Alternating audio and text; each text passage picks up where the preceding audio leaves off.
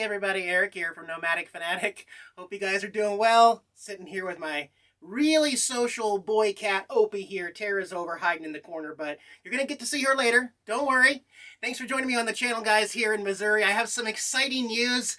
I finally got the DNA results back about my kitties, and there are some crazy surprises in here. You guys want to find out? You want to tell them? You want to tell them? Yeah.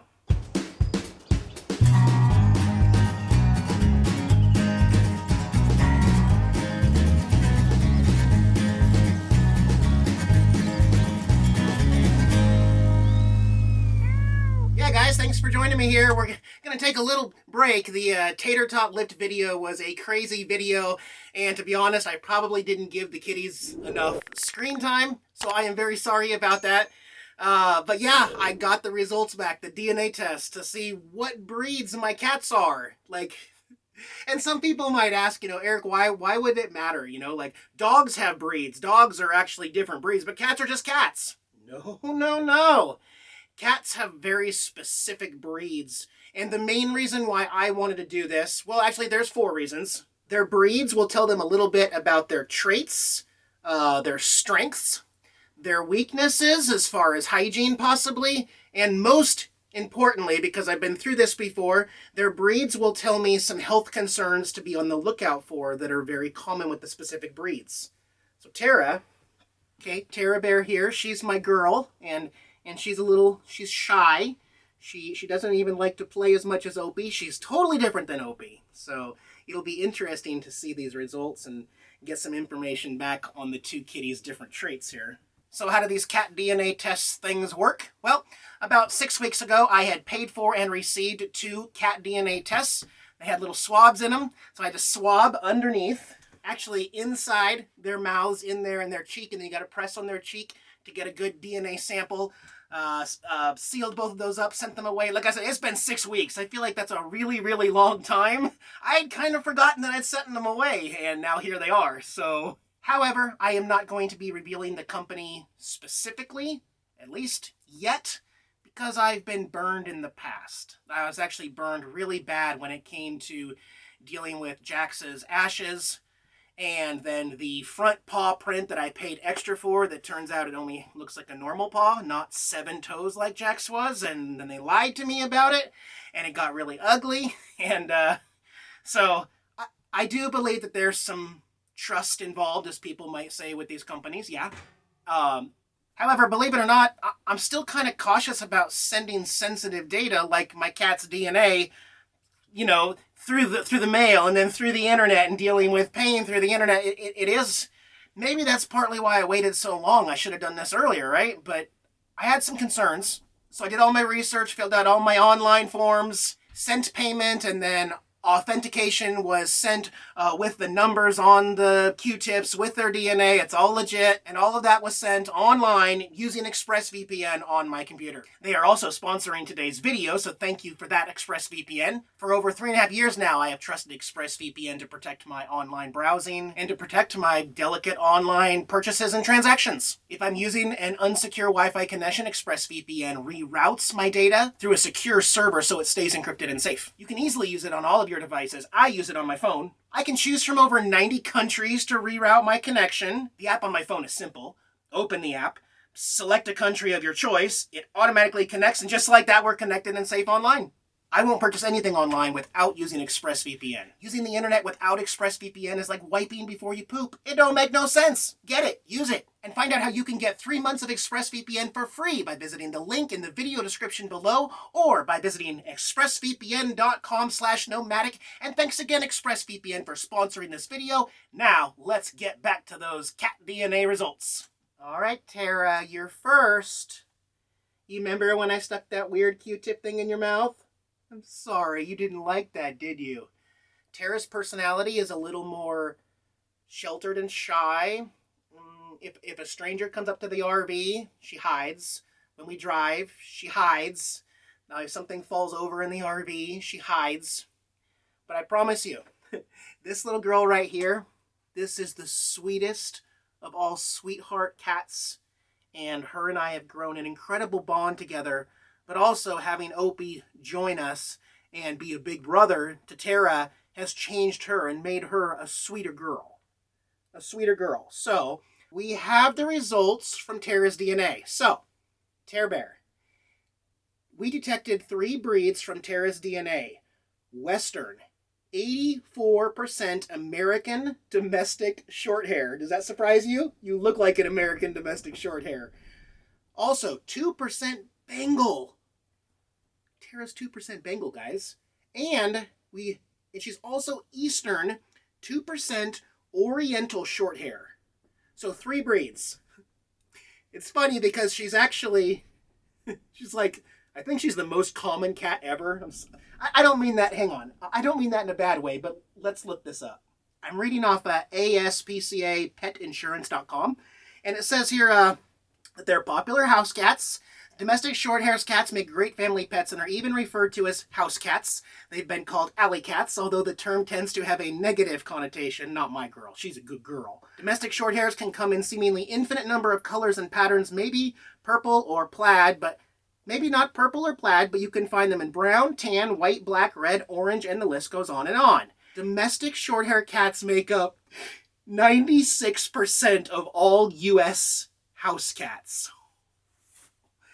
That was just, it's okay. See, something fell and she got spooked. But she is nothing ordinary to me. She is a very unique, precious little girl. She's so precious. I want to scroll down to the domestic shorthair health problems. These felines tend to be a healthy lot. However, they may be prone to overeating, which can lead to obesity and the constellation of health problems related to carrying extra pounds. But she's so skinny. Her so skinny. Yeah. Domestic shorthairs can get many kind of ailments, much like skin disorders, upper respiratory infection, kidney disease, cancer, and hyperthyroidism is number 5 on there. Sorry. Dang it. I'm sorry. Sorry, guys. I had a feeling this was going to be tough for me because, you know, the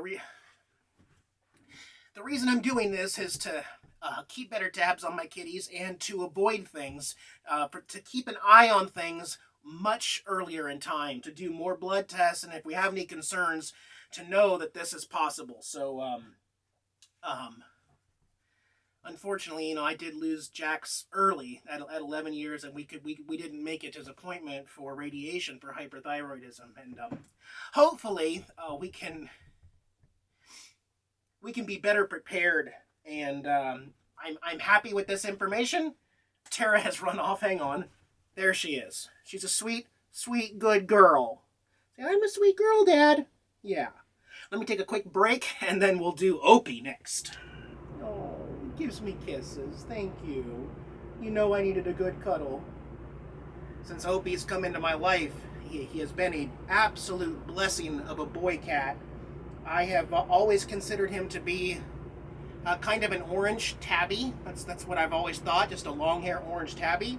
And I've always heard that they are really good companions, really good kitties, and very, very loyal. So we're going to find out right now exactly what Opie is, finally. But you have to stay in my arms while I go like this. I know you're going to fight me on it. Hang on, don't you want to find out? We detected 4 breeds in Opie's DNA. Eastern, 72% Turkish van. That's a huge number to be Eastern. Also Eastern, 8% Birman. B-I-R-M-A-N. He is also exotic. He is 2% Himalayan. And Western, 2% Ragdoll. Jack's had Ragdoll in him. He's getting impatient. He wants treats. So, I know, and you do talk. You've had enough, haven't you? He's like, I've had enough. Put me down, Dad. Turkish van.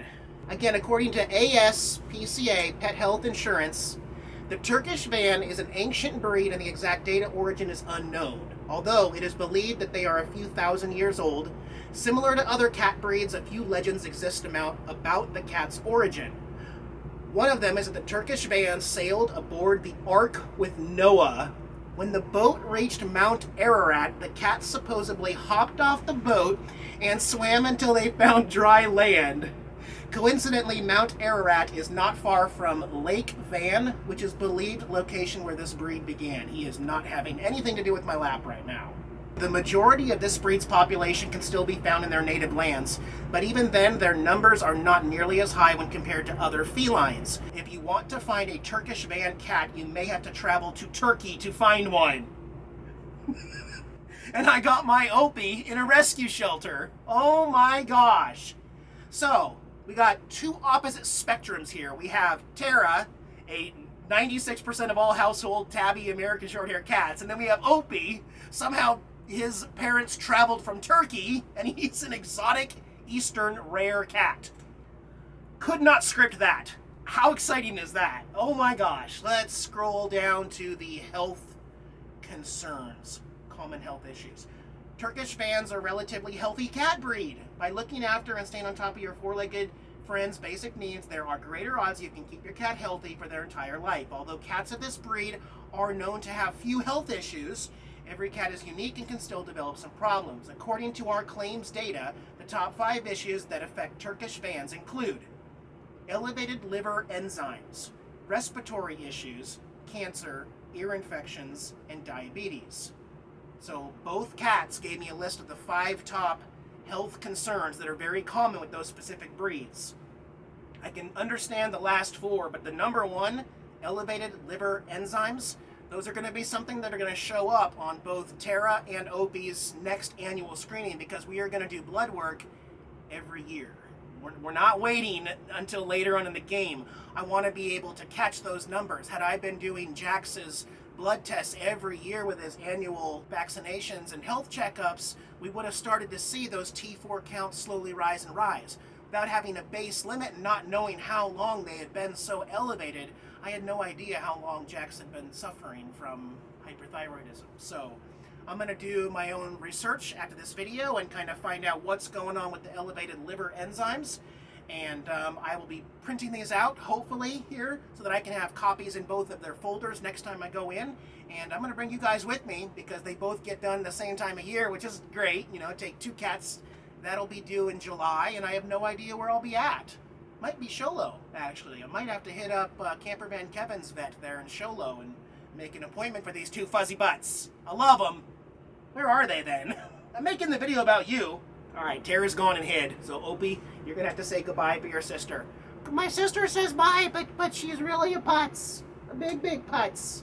That's right, Opie, she is, and you're my boy. My little Turkish van. Turkish van. I love it. I love it. So precious. You guys be well. That's my cat video. Opie and Tara and I will see you guys in the next video. However, got another project on the way. Another project here in Missouri. I'll see you guys in a few days. Bye, guys.